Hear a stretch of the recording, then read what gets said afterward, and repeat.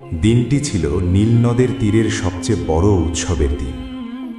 সূর্য ওঠার আগেই পুরো মিশর সেজে উঠেছে নববধূর মতো। নীল নদের দুই পাড়ে হাজার হাজার রঙিন পতাকা উঠছে। প্রতিটি বাড়িতে, প্রতিটি রাস্তায় ফুলের মালা ঝোলানো হয়েছে। বাতাস ভারী হয়ে উঠেছে সুগন্ধি ধূপ আর আতরের গন্ধে। কারণ আজ মিশরের অধিপতি, নিজেকে খোদা দাবিদার ফেরাউন তার জীবনের সবচেয়ে বড় ইচ্ছা পূরণ করতে যাচ্ছে। আজ তার বিয়ে। ফেরাউন ঘোষণা দিয়েছে, আজকের এই দিনে মিশরের কেউ কাজ করবে না, কেউ উপোস থাকবে না। রাজভাণ্ডার খুলে দেওয়া হয়েছে। প্রজাদের মাঝে মুঠো মুঠো স্বর্ণমুদ্রা বিলানো হচ্ছে। কিন্তু এই উৎসবের মাঝেও, এই কোলাহলের আড়ালে বনি ইসরায়েলদের বস্তিতে ছিল এক গভীর নিস্তব্ধতা। সেখানে কোনো আনন্দ নেই, কোনো উৎসব নেই, আছে শুধু দীর্ঘশ্বাস আর চাপা কান্না। তারা জানে তাদেরই এক বোন, তাদেরই কওমের এক রত্ন আজ নিজেকে উৎসর্গ করতে যাচ্ছে এক জালেমের হাতে। বনি ইসরায়েল বস্তির এক কোণায় মুজাহিমের ছোট্ট ঘরটি আজ ঘিরে রেখেছে ফেরাউনের বিশেষ প্রহরীরা। ঘরের ভেতরে দাসীরা আসিয়াকে সাজাতে ব্যস্ত। তারা আসিয়ার জন্য রাজপ্রাসাদ থেকে নিয়ে এসেছে পৃথিবীর সবচেয়ে দামি রেশমি পোশাক, হীরা মুক্তার গহনা এবং সুগন্ধি তেল। দাসীরা যখন আসিয়ার চুলে সুগন্ধি মাখাচ্ছে, তখন আসিয়া পাথরের মতো স্থির হয়ে বসে আছেন। তার চোখে কোনো পলক নেই, মুখে কোনো কথা নেই। আয়নায় তিনি নিজের প্রতিবিম্ব দেখছেন, কিন্তু তার মনে হচ্ছে তিনি কোনো জীবন্ত লাশ দেখছেন। তার মা পাশেই দাঁড়িয়ে অঝরে কাঁদছেন। মা এসে আসিয়ার কপালে চুমু খেলেন, কান্না জড়িত কণ্ঠে বললেন, মা রে, আজ তোকে রানীর মতো লাগছে, কিন্তু আমার বুক ফেটে যাচ্ছে। আমি তোকে ওই শয়তানের ঘরে পাঠাতে চাইনি। আল্লাহ কেন আমাদের এমন পরীক্ষায় ফেললেন? আসিয়া মায়ের হাত ধরে শান্ত কণ্ঠে বললেন, মা, তুমি কেঁদো না। আমি তো নিজের সুখের জন্য যাচ্ছি না। আমি যাচ্ছি আমার বাবার জীবন বাঁচাতে, আমার কওমের হাজার হাজার মাসুম শিশুকে বাঁচাতে। আল্লাহ যদি আমাকে এই ত্যাগের জন্য কবুল করে থাকেন, তবে আমি কেন কাঁদব? আমার দেহ হয়তো ফেরাউনের প্রাসাদে যাবে, কিন্তু আমার মন, আমার রূহ সব সময় আমার রবের কাছেই থাকবে। তোমরা শুধু দোয়া করো, আল্লাহ যেন আমার ইজ্জত রক্ষা করেন। বাইরে তখন হামানের রাজকীয় রথ এসে দাঁড়িয়েছে। শত শত বাদ্যযন্ত্র বাজছে। আসিয়াকে ঘর থেকে বের করার সময় হলো। মুজাহিম দরজার সামনে দাঁড়িয়ে আছেন, তার পা চলছে না। তিনি মেয়েকে জড়িয়ে ধরে হাউ মাউ করে কেঁদে উঠলেন। তিনি বললেন, মা আসিয়া, আমাকে মাফ করে দিস। আমি বাবা হয়েও তোকে রক্ষা করতে পারলাম না। আমি তোকে বাঘের মুখে ঠেলে দিচ্ছি। আমি বড় অসহায়। আসিয়া বাবার চোখের পানি মুছে দিয়ে বললেন, বাবা, আপনি অসহায় নন, আমাদের সাথে আল্লাহ আছেন। হজরত ইউসুফ আলাইহিসসালাম কি মিশরের কারাগারে ছিলেন না? আল্লাহ তাকে রক্ষা করেননি? হজরত ইব্রাহিম আলাইহিসসালাম কি নমরুদের আগুনে ছিলেন না? আল্লাহ তাকে রক্ষা করেননি? সেই একই আল্লাহ আমাকেও ফেরাউনের হাত থেকে রক্ষা করবেন। আপনি চিন্তা করবেন না। আসিয়া ধীর পায়ে রথে উঠলেন। রথ চলতে শুরু করল। হাজার হাজার মানুষ রাস্তার দুই পাশে দাঁড়িয়ে তাকে দেখছে। তারা ভাবছে, আহা, কি ভাগ্য এই মেয়েটার, ফেরাউনের রানী হচ্ছে।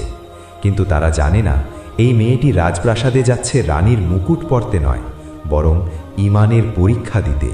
সূর্য ডুবে গেল, রাত নামল। ফেরাউনের রাজপ্রাসাদের সবচেয়ে উঁচুতে নীল নদের দিকে মুখ করা একটি বিশেষ কামরাকে বাসরঘর হিসাবে সাজানো হয়েছে। এই ঘরটি সাজানোর জন্য ফেরাউন অত 1 মাস ধরে হাজার হাজার কারিগর নিয়োগ করেছিল। ঘরের দেওয়ালগুলো খাঁটি সোনায় মোড়ানো, যাতে আলোর ছটায় চোখ ধাঁধিয়ে যায়। মেঝেতে বিছানো হয়েছে পারস্যের এমন গালিচা, যার উপর পা রাখলে মনে হয় মেঘের ওপর হাঁটছি। ছাদ থেকে ঝুলছে হাজারো স্ফটিকের ঝাড়বাতি। ঘরের 4 কোণায় রাখা হয়েছে সুগন্ধি ধূপদানি, যার ধোঁয়ায় পুরো ঘর মৌ মৌ করছে। ঘরের ঠিক মাঝখানে রাখা হয়েছে বিশাল এক পালঙ্ক। সেই পালঙ্কটি হাতির দাঁত এবং সোনা দিয়ে তৈরি। তার ওপর বিছানো হয়েছে রেশমি চাদর এবং হংসের পালকের বালিশ। চারপাশে ছড়িয়ে রাখা হয়েছে গোলাপ আর জুঁই ফুল। ফেরাউন চেয়েছিল আসিয়া যেন এই ঘরে পা দিলেই বুঝতে পারে যে সে কত বড় রাজার স্ত্রী হতে যাচ্ছে। দাসীরা আসিয়াকে সেই ঘরে নিয়ে এলো। তারা তাকে পালঙ্কের উপর বসিয়ে দিয়ে চলে গেল। যাওয়ার সময় তারা ফিসফিস করে বলল, রানীমা, আপনি কত ভাগ্যবতী, স্বয়ং খোদা অর্থাৎ ফেরাউন আজ আপনার কাছে আসবেন। আসিয়া কোনো উত্তর দিলেন না। দাসীরা দরজা বন্ধ করে চলে গেল। বিশাল প্রাসাদের বিশাল কামরায় এখন আসিয়া সম্পূর্ণ একা। বাইরের উৎসবের আওয়াজ এখানে খুব ক্ষীণ হয়ে আসছে। দরজা বন্ধ হওয়ার সাথে সাথে আসিয়ার ভেতরের বাঁধ ভেঙে গেল। তিনি পালঙ্ক থেকে নেমে পড়লেন। তার মনে হলো এই সোনার ঘর তার জন্য জাহান্নামের আগুনের মতো। তিনি ছুটে গিয়ে জানালার কাছে দাঁড়ালেন। নিচে নীল নদ দেখা যাচ্ছে। চাঁদের আলোয় নদীটি চকচক করছে। আসিয়া আকাশের দিকে তাকিয়ে বললেন, হে আমার রব, এই বিশাল পৃথিবী তোমার সৃষ্টি। এই ফেরাউন, এই হামান, এই প্রাসাদ সব তোমার সৃষ্টি। তুমিই এদের মালিক। আজ আমি তোমার কাছে আশ্রয় চাইছি। আমি আমার শরীর, আমার পবিত্রতা এই নাপাক ফেরাউনের কাছে সঁপে দিতে চাই না। তুমি আমাকে রক্ষা করো। তিনি দেখলেন ঘরের এক কোণায় একটা পানির পাত্র রাখা আছে। তিনি সেখানে গেলেন। তিনি অজু করলেন। ঠান্ডা পানি যখন তার মুখে লাগলো তখন তার মনে হলো আল্লাহর রহমত তাকে স্পর্শ করছে। তিনি অজু করে ঘরের এক কোণায়, যেখানে একটু অন্ধকার ছিল, সেখানে তার ওড়না বিছিয়ে জায়নামাজ তৈরি করলেন। তিনি নিয়ত বাঁধলেন। তিনি সালাতে দাঁড়িয়ে গেলেন। তার শরীর কাঁপছিল, কিন্তু তার হৃদয় ছিল পাহাড়ের মতো অটল। তিনি সেজদায় গিয়ে কাঁদতে লাগলেন। তিনি বললেন, ইয়া আল্লাহ, তুমি তো জানো আমি কেন এখানে এসেছি। আমি আমার কওমকে বাঁচাতে এসেছি। কিন্তু মাবুদ, তুমি কি আমাকে এই কাফেরের হাতে লাঞ্ছিত হতে দেবে? তুমি কি তোমার বান্দির ইজ্জত রক্ষা করবে না? আমি তোমার কাছে ভিখারিনীর মতো হাত পাচ্ছি। আমার এবং এই জালেমের মাঝখানে তুমি পর্দা ফেলে দাও। এমন কোনো কুদরত দেখাও যেন সে আমাকে স্পর্শ না করতে পারে। আসিয়ার এই কান্না আর ফরিয়াদ সরাসরি আরশ মহল্লায় গিয়ে পৌঁছল। আল্লাহ তাআলা ফেরেশতাদের সাক্ষী রেখে বললেন, তোমরা দেখো, আমার বান্দি ফেরাউনের প্রাসাদে থেকেও আমাকে ভুলেনি। আজ আমি তাকে এমন নিরাপত্তা দেব যা পৃথিবীর ইতিহাসে কেউ কখনো দেখেনি। ফেরাউন তার খোদা দাবি করতে পারে, কিন্তু সে আমার বান্দির একটি চুলের ডগাও স্পর্শ করতে পারবে না। এদিকে রাজপ্রাসাদের আরেক প্রান্তে ফেরাউন তার নিজের খাস কামরায় প্রস্তুতি নিচ্ছে। দাসীরা তাকে সাজিয়ে দিচ্ছে। তার পরনে বিশ্বের সবচেয়ে দামি রেশমি পোশাক, গলায় হীরার মালা, হাতে আংটি। সে আয়নায় নিজের দিকে তাকিয়ে তৃপ্তির হাসি হাসল। সে ভাবল, আমিই তো খোদা। আজ আমি পৃথিবীর সবচেয়ে সুন্দরী নারীকে জয় করতে যাচ্ছি। হামান দরজায় এসে দাঁড়াল। সে কুর্নিশ করে বলল, জাহাপনা, খোদায়ে আজম, আজ আপনাকে পূর্ণিমার চাঁদের চেয়েও উজ্জ্বল লাগছে। বিবি আসিয়া আপনার জন্য অপেক্ষা করছেন। তিনি নিশ্চয়ই আপনার রূপ দেখে পাগল হয়ে যাবেন। ফেরাউন গর্বভরে বলল, হামান, আমি শুনেছি আসিয়ার রূপ নাকি জাদু করতে পারে। আজ আমি সেই জাদু দেখতে চাই। আমি তাকে এমন সুখ দেব যা সে স্বপ্নেও ভাবেনি। সে ভুলে যাবে তার বাবার কুঁড়ে ঘরের কথা। হামান বলল, অবশ্যই জাহাপনা, আপনি যা চাইবেন তাই হবে। যান, বাসর ঘর আপনার জন্য প্রস্তুত। ফেরাউন ধীর পায়ে বাসর ঘরের দিকে রওনা হল। তার প্রতি পদক্ষেপে যেন অহংকার ঠিকরে পড়ছিল। সে ভাবছিল আসিয়া তাকে দেখা মাত্রই তার পায়ে লুটিয়ে পড়বে। ফেরাউন বাসর ঘরের বিশাল কারুকাজ করা দরজার সামনে এসে দাঁড়াল। প্রহরীরা মাথা নিচু করে দরজা খুলে দিল। ফেরাউন ভেতরে প্রবেশ করল। ঘরের ভেতরের সুগন্ধি ফেরাউনের নাকে লাগল। সে দেখল হাজার হাজার বাতির আলোয় ঘরটি ঝলমল করছে, কিন্তু তার চোখ খুঁজছিল আসিয়াকে। সে পালঙ্কের দিকে তাকালো, কিন্তু পালঙ্ক খালি। সে এদিক ওদিক তাকালো। অবশেষে সে দেখল ঘরের এক কোণায় জানালার পাশে আসিয়া দাঁড়িয়ে আছেন, অথবা বসে আছেন। আসিয়ার পরনে ছিল লাল বেনারসি শাড়ি বা রাজকীয় পোশাক, কিন্তু তার মাথায় ছিল ঘোমটা। তিনি ফেরাউনের দিকে তাকিয়েছিলেন না, তার দৃষ্টি ছিল মাটির দিকে। ফেরাউন মুগ্ধ হয়ে তাকিয়ে রইল। সে ভাবল, সত্যিই হামান ঠিক বলেছিল। এমন রূপ আমি আমার জীবনে দেখিনি। মনে হচ্ছে আসমান থেকে কোনো দেবী নেমে এসেছে। ফেরাউন ধীর পায়ে আসিয়ার দিকে এগিয়ে গেল। তার জুতোর খটখট শব্দে ঘরের নীরবতা ভাঙল। আসিয়ার বুক ধক করে উঠল, কিন্তু তিনি নড়লেন না। তিনি মনে মনে পড়ছিলেন, হাসবুনাল্লাহু ওয়া নি'মাল ওয়াকিল, অর্থাৎ আল্লাহই আমার জন্য যথেষ্ট এবং তিনি উত্তম কর্মবিধায়ক। ফেরাউন আসিয়ার খুব কাছে এসে দাঁড়ালো। সে খুব নরম এবং প্রেমময় কণ্ঠে ডাকল, আসিয়া, হে আমার স্বপ্নের রানী, মুখ তুলো, আমার দিকে তাকাও। আসিয়া মুখ তুললেন না, তিনি চুপ করে রইলেন। ফেরাউন আবার বলল, তুমি কি লজ্জা পাচ্ছ? লজ্জা পেও না, আমি ফেরাউন, মিশরের অধিপতি। আজ থেকে আমি তোমার স্বামী। এই পুরো রাজপ্রাসাদ, এই দাস দাসী, এই হীরা মুক্তা সব আজ থেকে তোমার। তুমি শুধু একবার আমার দিকে তাকিয়ে হাসো। আসিয়া এবার মুখ তুললেন। তার চোখে কোনো ভয় ছিল না, ছিল এক অদ্ভুত গাম্ভীর্য। তিনি ফেরাউনের চোখের দিকে তাকিয়ে বললেন, ফেরাউন, তুমি মিশরের রাজা হতে পারো, তুমি আমাকে সোনা দানা দিতে পারো, কিন্তু তুমি আমার মন কিনতে পারবে না। আমি এখানে নিজের ইচ্ছায় আসিনি, আমি এসেছি আমার বাবাকে, আমার কাউমকে বাঁচাতে। তুমি কথা দিয়েছিলে তাদের ক্ষতি করবে না। ফেরাউন অট্টহাসি দিল। সে বলল, আরে বোকা মেয়ে, ওসব কথা এখন বাদ দাও। তুমি এখন আমার, আমি তো তোমাকে রানীর মর্যাদা দিয়েছি। বনি ইসরায়েলের কোনো মেয়ে কি কখনো এই প্রাসাদে পা রাখতে পেরেছে? তুমি আমার কাছে কৃতজ্ঞ থাকা উচিত।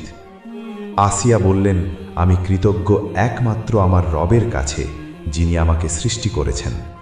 ফেরাউন ভ্রু কুঁচকে বলল, তোমার রব? আমি তো তোমার রব, আমি তো তোমাকে খাওয়াচ্ছি, পড়াচ্ছি, আমাকে ছাড়া আবার কে রব হতে পারে? আসিয়া ঘৃণা ভরে মুখ ফিরিয়ে নিলেন।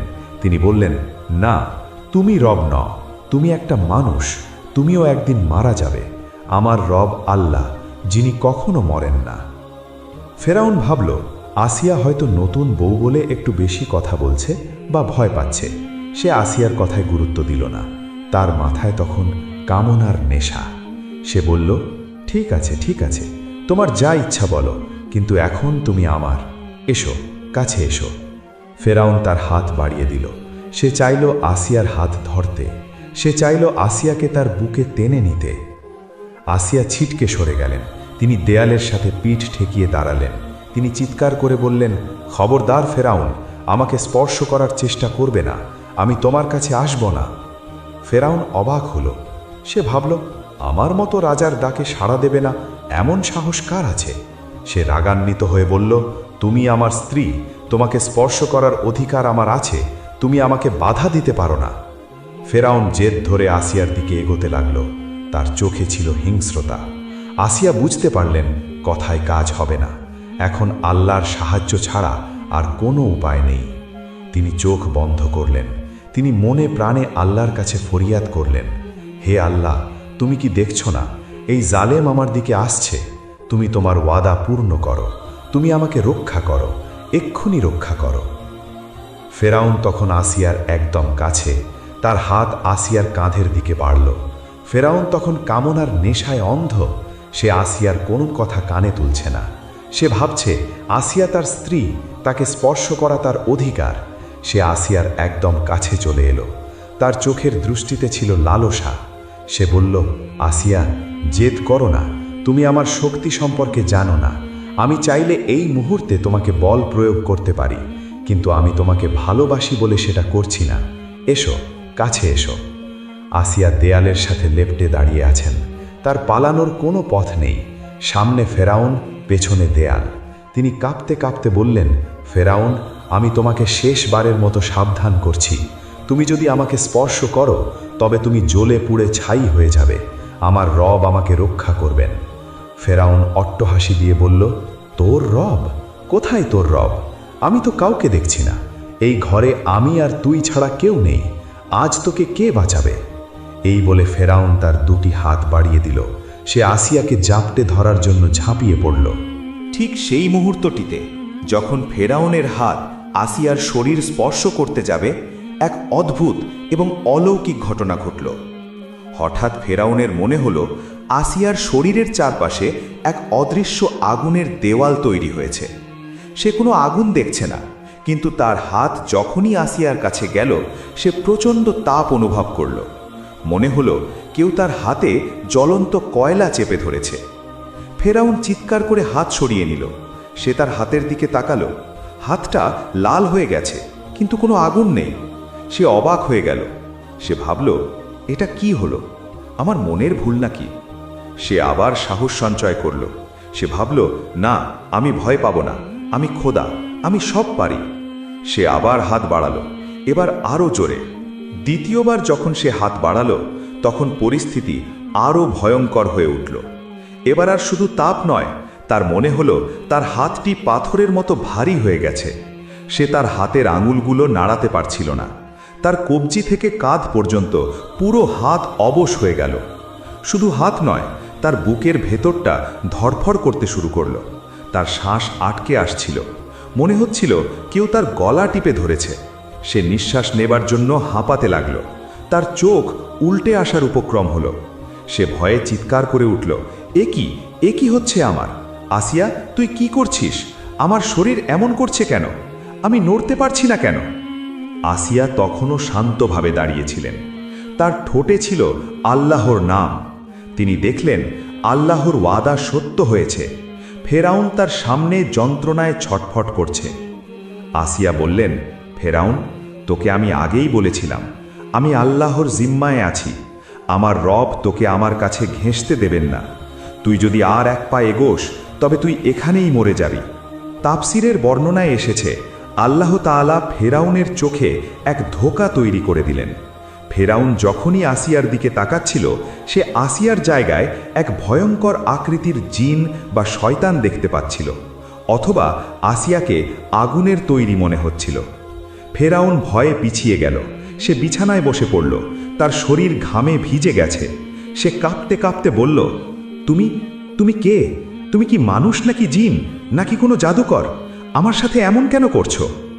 আসিয়া বললেন, আমি কোনো জিন নই, জাদুকরও নই। আমি একজন সাধারণ মানবী, কিন্তু আমার ঈমান আমাকে শক্তিশালী করেছে। তুই নিজেকে খোদা দাবি করিস, অথচ তুই নিজের হাত নাড়াতে পারছিস না। তুই কেমন খোদা? ফেরাউন লজ্জিত হল। তার অহংকারে আঘাত লাগল। সে বুঝতে পারল এই নারীর সাথে এমন এক শক্তি আছে যার সাথে সে পারবে না। সে ভয় পেল। সে ভাবল, যদি সে জোর করে তবে হয়তো সে সত্যিই মারা যাবে। সে বলল, ঠিক আছে, আমি তোমাকে স্পর্শ করব না। তুমি দূরে থাকো, আমার শরীর ঠিক করে দাও। আমি কথা দিচ্ছি, আমি তোমার কাছে আসব না। আসিয়া আল্লাহর কাছে দোয়া করলেন, হে আল্লাহ, ও পিছু হটেছে, ওকে স্বাভাবিক করে দাও, যাতে ও বুঝতে পারে ক্ষমতা তোমার হাতে। আল্লাহর হুকুমে ফেরাউনের হাত আবার স্বাভাবিক হলো। তার শ্বাসকষ্ট কমে গেল, কিন্তু তার মনের ভয় গেল না। সে সেই রাত আর আসিয়ার দিকে তাকানোর সাহস পেল না। সে বিছানায় এক কোণায় কুঁকড়ে শুয়ে রইল, আর আসিয়া সারা রাত জায়নামাজে দাঁড়িয়ে আল্লাহর শুকরিয়া আদায় করলেন। পরের দিন সকালে সূর্য উঠল। পুরো মিশর জেগে উঠল নতুন দিনের আলোয়। প্রাসাদের দাস দাসীরা কানাঘুষো করছে, কাল রাতে কি হলো? নতুন রানী কেমন আছে? ফেরাউন কি খুশি? ফেরাউন তার শয়নকক্ষ থেকে বেরিয়ে এলো। তার চেহারায় ক্লান্তির ছাপ, চোখে মুখে রাত জাগার ক্লান্তি। কিন্তু তার অহংকার তখনও কমেনি। সে সবার সামনে এমন ভাব করল যেন কিছুই হয়নি। সে মুচকি হেসে দাসীদের বলল, রানীর খেয়াল রেখো, যেন তার কোনো অযত্ন না হয়। কিন্তু তার মনের ভেতর তখনও গত রাতের সেই ভয়ঙ্কর স্মৃতি ঘুরপাক খাচ্ছে। তার মনে হচ্ছে, ওই নারী সাধারণ নয়। তার কাছে গেলে আমার দম বন্ধ হয়ে আসে কেন? সে কি আসলেই জাদুকর, নাকি তার খোদা সত্যিই শক্তিশালী? ফেরাউন তার দরবারে বসল না। সে সোজা হামানের খাস কামরায় গেল। হামান ফেরাউনকে দেখে খুশি হয়ে বলল, সুপ্রভাত জাহাপনা, আপনার রাত কেমন কাটল? নতুন রানী নিশ্চয়ই আপনার মন জয় করে নিয়েছে। সে হামানের দিকে তাকালো। সে চাইছিল সব খুলে বলতে, কিন্তু তার অহংকার তাকে বাধা দিল। সে ভাবল, আমি যদি হামানকে বলি যে আমি আমার স্ত্রীর কাছে যেতে পারিনি, আমার হাত অবশ হয়ে গিয়েছিল, তাহলে হামান আমাকে দুর্বল ভাববে, প্রজারা জানলে হাসাহাসি করবে। তাই সে মিথ্যা বলল। সে বলল, হামান, আসিয়া আসলেই অপরূপা, কিন্তু সে খুব লাজুক। সে আমাকে অনুরোধ করেছে তাকে কিছুদিন সময় দেওয়ার জন্য। আমিও ভাবলাম জোর করা ঠিক হবে না, সে ধীরে ধীরে আমার হবে। হামান চতুর হাসি বলল, জাহাপনা, আপনি কত মহান, আপনার ধৈর্যের কোনো সীমা নেই। ঠিক আছে, তাকে সময় দিন। রাজপ্রাসাদের বিলাসিতা দেখলে সে এমনিতেই আপনার পায়ে এসে পড়বে। ফেরাউন মনে মনে বলল, হায় হামান, তুই জানিস না ও বিলাসিতায় ভোলার পাত্রী নয়। ওর কাছে এমন কিছু আছে যা আমার নেই। এরপর থেকে ফেরাউন আর আসিয়ার সম্পর্ক এক অদ্ভুত মোড় নিল। ফেরাউন আসিয়াকে রানীর সর্বোচ্চ মর্যাদা দিল, তাকে আলাদা মহল দেওয়া হলো, শত শত দাসী দেওয়া হলো। কিন্তু ফেরাউন আর কোনোদিন রাতে আসিয়ার ঘরে যাবার সাহস পেল না। দিনের বেলায় সে মাঝে মাঝে আসিয়ার সাথে দেখা করতে আসতো, গল্প করত, কিন্তু নিরাপদ দূরত্ব বজায় রাখত। সে আসিয়ার চোখের দিকে তাকাতে ভয় পেত। সে ভাবত আসিয়া হয়তো কোনো মন্ত্র করে রেখেছে। আসিয়া তার মহলে রানীর হালে থাকলেও তার জীবন ছিল সাধক বা সুফিদের মতো। তিনি দিনের বেলা রোজা রাখতেন আর রাতের বেলা আল্লাহর ইবাদত করতেন। তার ঘরের দরজা বন্ধ থাকত। দাসীরা ভাবত রানী ঘুমাচ্ছেন, কিন্তু তিনি সেজদায় পড়ে কাঁদতেন। তিনি আল্লাহর কাছে বলতেন, হে আল্লাহ, তুমি আমাকে এই জালিমের হাত থেকে বাঁচিয়েছ, এর জন্য হাজারো শুকরিয়া। কিন্তু আমার মন এখানে টেকে না। আমি আমার বাবার কাছে, আমার কওমের কাছে ফিরে যেতে চাই। প্রিয় দর্শক, আজকের এই ঘটনাটি কোনো সাধারণ গল্প নয়, এটি ইতিহাসের এক অবিস্মরণীয় সত্য। ফেরাউন ভেবেছিল সে খোদা, সে সব ক্ষমতার মালিক, কিন্তু সে জানত না তার নিজের প্রাসাদের 4 দেওয়ালের ভেতরেই আল্লাহ এমন এক নারীকে রেখেছিলেন যাকে সে স্পর্শ করার ক্ষমতাও রাখত না। বিবি আসিয়া রাদিয়াল্লাহু আনহা আমাদের শিখিয়ে গেছেন, ঈমান যদি সত্যিকারের হয় তাহলে ফেরাউনের মতো জালিমের ঘরে থেকেও নিজেকে পবিত্র রাখা যায়। দুনিয়ার সব ঐশ্বর্য পায়ের নিচে থাকলেও আল্লাহর ভালোবাসা যদি অন্তরে থাকে তাহলে সেটাই আসল সম্পদ। ফেরাউন হেরে গিয়েছিল আসিয়ার পবিত্রতার কাছে, হেরে গিয়েছিল আল্লাহ কুদরতের কাছে। এই ঘটনা থেকে আমরা 3টি বড় শিক্ষা পাই। 1. তাওয়াক্কুল, অর্থাৎ আল্লাহর উপর ভরসা। আসিয়া জানতেন না তিনি কিভাবে বাঁচবেন, কিন্তু তিনি আল্লাহর উপর ভরসা করেছিলেন। আল্লাহ তাকে অলৌকিকভাবে রক্ষা করেছেন। আমাদেরও বিপদে হতাশ না হয়ে আল্লাহর উপর ভরসা রাখতে হবে। 2. পবিত্রতা রক্ষা। একজন নারীর জন্য তার ইজ্জত ও সম্ভ্রম রক্ষা করা কতটা জরুরি তা আসিয়া তার জীবন দিয়ে প্রমাণ করেছেন। তিনি রানীর আসন চেয়ে আল্লাহর কাছে পবিত্রতা চেয়েছিলেন। 3. জালিমের পতন। ফেরাউন নিজেকে খোদা দাবি করেও তার স্ত্রীর মন জয় করতে পারেনি। ক্ষমতা দিয়ে মানুষের দেহ কেনা যায়, কিন্তু মন বা ঈমান কেনা যায় না। এই ভিডিওতে বর্ণিত ঘটনাগুলি কুরআন, তাফসির এবং ঐতিহাসিক বর্ণনার আলোকে সাজানো হয়েছে।